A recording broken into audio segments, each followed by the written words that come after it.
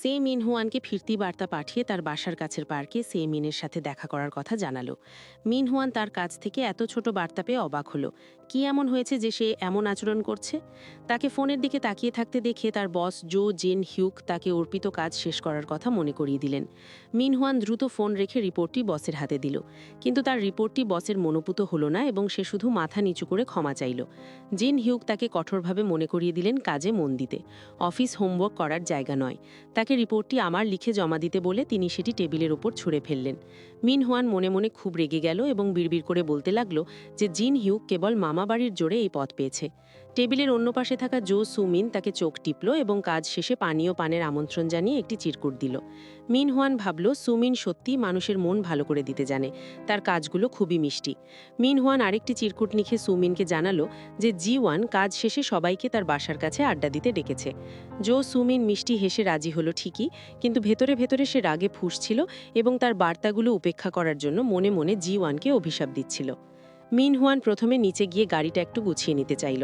সে জানত জি1 তার অগোছালো গাড়িতে অভ্যস্ত, কিন্তু সুমিন তো আলাবা। এই মুহূর্তে সে উপলব্ধি করল যে জি1 মোটেও সাধারণ মেয়েদের মতো আচরণ করে না। এদিকে জি1 তার আলমারির সামনে দাঁড়িয়েছিল।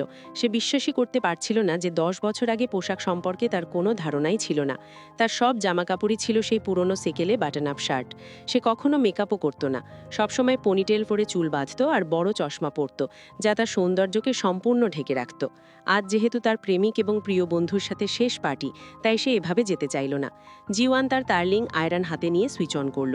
ঠিক সেই মুহূর্তে তার ফোনটি বেজে উঠল। ফোনটি টেবিলের কিনারায় থাকায় নিচে পড়ে গেল। জি1 ফোনটি তুলতে নিচু হলো, কিন্তু স্পর্শ করার আগেই সে থমকে গেল। তার অতীতের একটি স্মৃতি মনে পড়ে গেল। একবার কার্লিং আয়রন অন করে ড্রেসিং টেবিলের সামনে বসার পর একটি মেসেজ এসেছিল এবং ফোনটি নিচে পড়ে গিয়েছিল। তখন সেটি তুলতে গিয়ে তার হাত তারের মধ্যে আটকে যায় এবং গরম কার্লিং আয়রনটি পড়ে গিয়ে তার কবজি পুড়ে গিয়েছিল।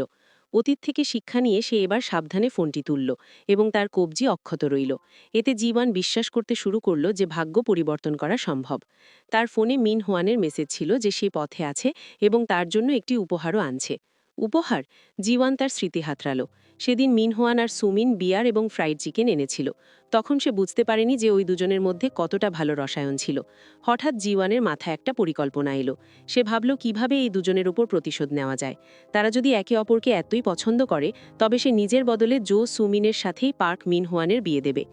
জি1 অন্যদের অপেক্ষা করতে আগেভাগেই বাড়ি পৌঁছে গেল। সে কয়েক চুমুক পানীয় খেতেই শুনতে পেল কেউ তাকে ডাকছে। মিন হুয়ান এবং সুমিন প্রেমিক যুগল একসাথে এলো। সুমিন হাসিমুখে প্রস্তাব দিল যে আজ সে সবাইকে খাওয়াবে।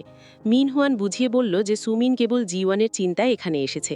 সুমিন খুব উদ্বেগ দেখানোর ভান করে জি1-কে জিজ্ঞেস করল সে কেমন আছে। জি1 তার এই মেকি উদ্বেগ সহ্য করতে পারল না এবং দায়সারাভাবে উত্তর দিল। সে কিছু খাবার অর্ডার করল এবং অন্য দুজনকে জিজ্ঞেস করল তাদের কিছু লাগবে কিনা। মিন হুয়ান সুমিনকে জিজ্ঞেস করল সে ওই খাবারটি খেতে পারবে কিনা এবং অন্য কিছু অর্ডার করার পরামর্শ দিল। সুমিন হেসে বলল জি1 যা পছন্দ পারে তারও তাই পছন্দ।